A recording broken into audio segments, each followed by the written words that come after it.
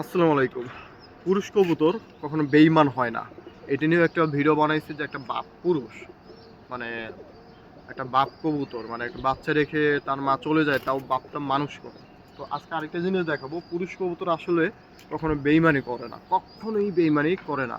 তো এটার একটা প্রমাণ দেখাই।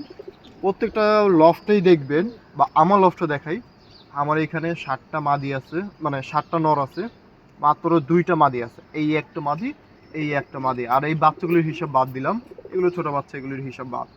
এছাড়া প্রত্যেকটাই হইতেছে নর, ৭টাই নর।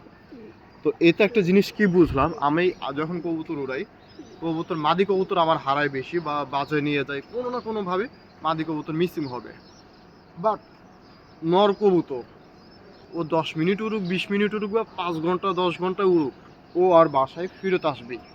তো আমি এই জিনিসটাই পাইতেছি যে আমার এখানে ৭ থেকে ৮টা নর আছে, কিন্তু মাদি ২টা।